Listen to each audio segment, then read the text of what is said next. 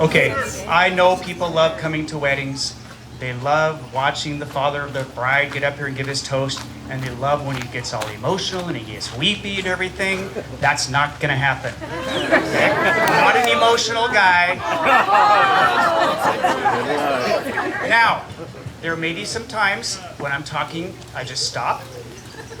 It might even happen mid-sentence, but if I stop and I do this, what I'm really doing is I'm reading the room, and you guys all need a drink. Right, so let's practice that one. There we go.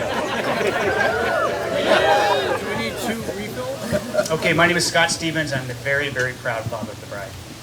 And on behalf of Joanne and me and Chris and Kevin, I'd like to sincerely thank everybody for coming tonight. Because I have the microphone, I get to do anything I want. I do intend on acknowledging a few other people who have had a great influence on Madison and Lucas through the years, and we're going to do a few little mini toasts as well.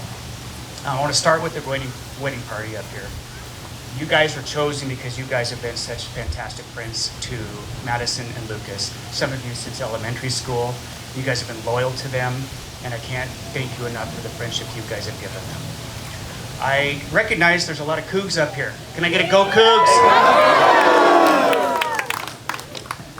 Joanne and I have season tickets to the Cougs, and we've got to go down there quite a bit, and we run into these guys down there. We've actually made friends with these guys, and I'm here to tell you they do not look like this on a Saturday afternoon.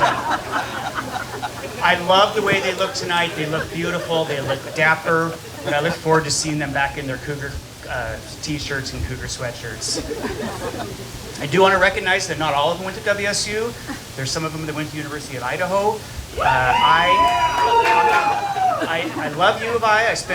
Joanne and I spent a lot of time in Moscow when we were 19 years old.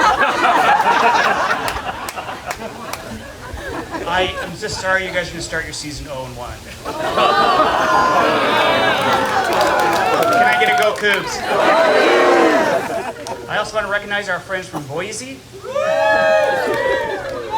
Our brothers and sisters from Boise, we welcome you to the Pac-12 next year. I expect it's going to be a great rivalry for many years to come. Now here's the thing. A degree from WSU, let's recognize, is very prestigious.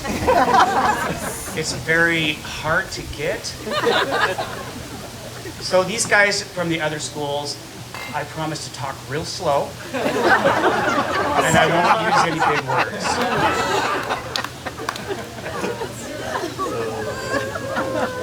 words. So my first mini toast goes to the bridal party.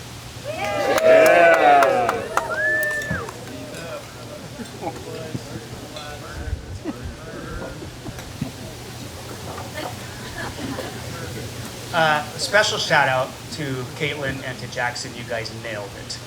Great job. I know we were talking yesterday, and I know they were very nervous, and I agreed with them. I think I was more nervous than them. We all had great anxiety. In fact, Jackson yesterday said he wasn't nervous at all. I caught him just 10 minutes ago, and he was a nervous wreck. So you guys nailed it. Thank you. This is nerve-wracking to stand up here in front of 250 people. They had a table between you. I'm out here in front of all you guys. So one of the things that I do when I have a lot of anxiety is I try to find out the why. Why do I have to do something, or get to do something, I get to do something that's stepping outside of my comfort zone. And so I searched on the World Wide Web, and what I discovered is that the tradition of the father of the bride giving a toast actually goes back centuries ago, when it was believed that that would ward off evil spirits. Now that didn't help my anxiety at all. So I tried to dig a little bit deeper. Why does the father of the bride have to give a toast? And the best I could come up with is that it was believed, again centuries ago, that the father was the head of the family. And so his giving the toast was a way of him acknowledging the marriage and blessing the marriage. Now, I'm not going to stand up here and try to argue who the head of our family is, but I'm going to tell you as a fact, the true heart and soul of our family is sitting right there. Joanne, I thank you for everything. You've been my best friend for 4 years, and you have been a fantastic mom to our 3 kids. So my second mini toast goes to Joanne. Okay, so when you search the World Wide Web, you get a lot of results, and one of the things I got was what I'm supposed to cover during this toast. And one of the things I'm supposed to cover that's really important is marital advice. Okay, so I got nothing except marry a saint. That's the only thing I can do. In fact, Rodney on the way in, Rodney Christensen, reminded me that I totally married above my pay grade. And so I appreciate that, and you're 100% right. So what advice can I give to Lucas and Madison? They've been dating for 7 years. Let me rephrase that. They've been dating for 7 years. Any couple that can start dating in high school, live through the chaos of college, and come out on the other end more in love than they did going in, I think has formed a pretty good base for a wonderful marriage to soon come. Yep. You don't look at me. But that's a cop-out. I still need to come up with some marital advice, and so I racked my brain, and then it dawned on me that actions speak louder than words. The people who have been by their side since the day they were born have modeled for them what marriage is all about. And I'm talking to people who have gone to all the basketball games, have gone to the football games, have gone to lacrosse matches, have gone to volleyball matches, have gone to the National Honor Society recognition, to the valedictorian. The list of these guys' accomplishment is incredibly long. But the point I'm trying to make is the people who supported them the most, their grandmas, their grandpas, their aunts, their uncles, and their moms and dads have modeled some fabulous marriages over the years. And I kind of want to call them out. And I'm going to list them all in ascending order. Sorry, for you non-WSUP people, ascending means I'm going to start with a low number, and I'm going to work my way to the higher number.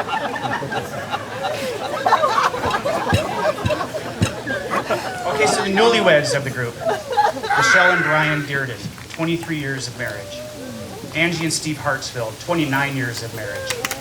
Chris and Kevin Bacon, 29 years of marriage. Kent and Laura Bacon, 32 years of marriage. Lori and Curtis Brown, 33 years of marriage. Whoa. Scott Scooter and Joanne Stevens, 34 years of marriage. Jeff and Eileen Christensen, 37 years of marriage. Whoa. Terry and Nelson Humiston, 42 years of marriage. Now the big ones, you guys. Mike and Marianne Hartsfield, 59 years of marriage. Ken and Barbara Bacon, 61 years of marriage. Danny, Reverend Bappa, and Marcia Christensen, 62 years of marriage. And Dave and Darlene Stevens, 65 years of marriage.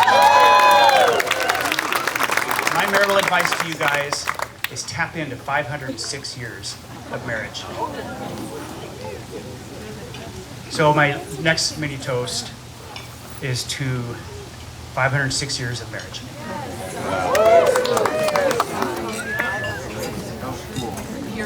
Okay, World Wide Web, when you look at it, you get tons of results, including YouTube videos. And so I watched a lot of YouTube videos of dads giving the father of the bride's speech, toast, whatever you want to call it. Some were really funny, some were really emotional. But the part that always fascinated me, that I really focused on, is when it got to the part where the father of the bride recognizes the parents of the groom. Because that's on my list of things I'm supposed to do. I'm supposed to recognize the parents of the groom. And so usually it was fascinating to me because 90% of the time, the father of the bride would say, well, we really want to thank Bob and Cindy from coming down from Connecticut, and hey, you raised a good son. And that's like it. It's awkward. You guys were not like that. We formed a phenomenal relationship, and I know it's been brought up. But Kevin put it in his toast last night. Reverend Bappa brought it up today. Our relationship, our friendship, actually started before Madison and Lucas started dating. It actually started when Morgan and Madison played volleyball together. And that's when we first met Chris and Kevin. And I think most of you in the room will agree, once you meet Chris and Kevin, you want to be friends with them. They are the kindest people. They're funny. They're open their hearts to everybody. You just wanted to be around them. And we followed that group and we became friends with them. But Madison and Lucas together for 7 years. This relationship has only grown with Chris and Kevin to the point that now we vacation with them. We've traveled to Arizona, I don't know how many times, thanks to the Crowleses opening up their house to us. We just went to Seattle recently to a Mariners game, followed up by going up to the San Juan Islands. I just want to say thank you guys for opening your hearts to us, for the friendship that you guys have developed with us. More than anything, I want to thank you for loving Madison like you do. So my next mini toast, is to the bacon, Chris and Kevin.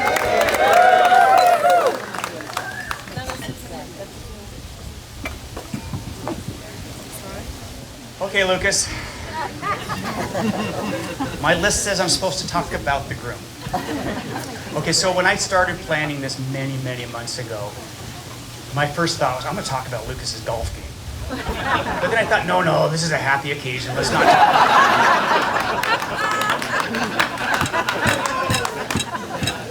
And then today we golfed together. So I'm going to add in a little bit about today, okay?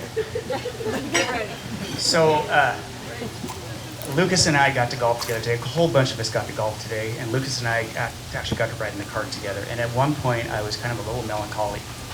Sorry, it's another big word, isn't it? I was really thinking about things, and I'm thinking, this is kind of cool.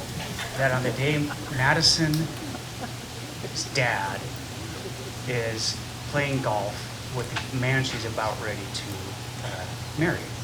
Now that is pretty cool. What do I call this? If I were to talk about this, now, do I call it the changing of the guard? No. Guard just gives off this negative thing. At one point, Ken and Kevin were kidding Lucas about, hey, now she's on your payroll. And then it got a little bit further to the point of, thank God the wedding was prepaid. So anyhow, I don't know if I call this karma, or I don't know if I call it the Madison effect or what it is. Lucas had one of the worst days of golf today I've ever seen. And you guys, I had the best day at golf. I've golfed at 30 plus.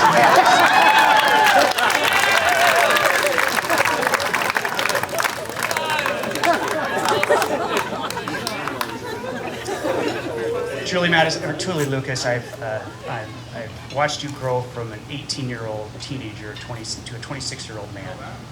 And I'm honored to have been part of his last seven years. And I appreciate everything you do. If Madison would have come to me 10 years ago, and if she would have said, Dad, if Madison would have come to me 10 years ago, and she would have said, Scooter, give me a list of all the qualities you want me in a man that you want me to marry, I would have given a long, long list.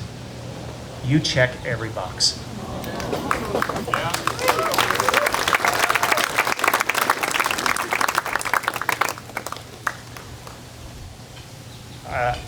Well, I had a couple of stories I'll pass. But Lucas, I just want you to know I love you, and I appreciate you, and I look forward to not just the 7 years, but the rest of our lives spending together. And welcome to the family.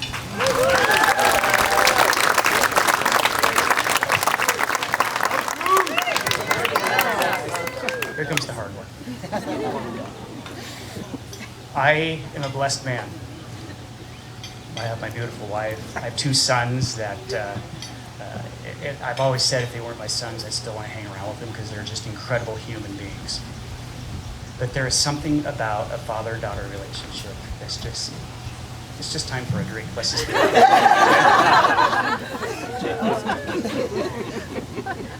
It's just different.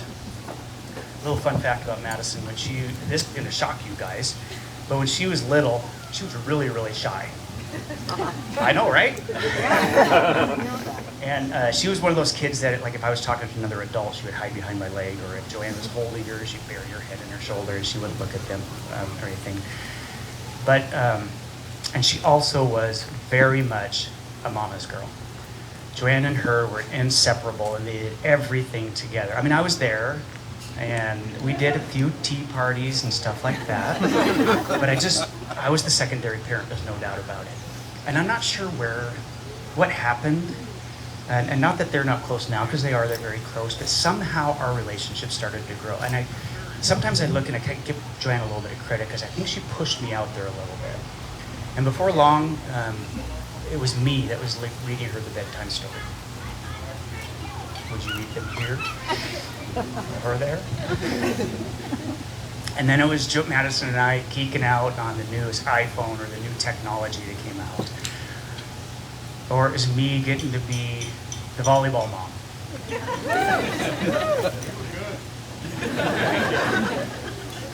There's so much things I appreciate about her. And then, of course, there was our father-daughter adventures to Disneyland. And those were very special to me. So I have a lot of very fond memories of that little girl, that little shy girl that clung to her mom.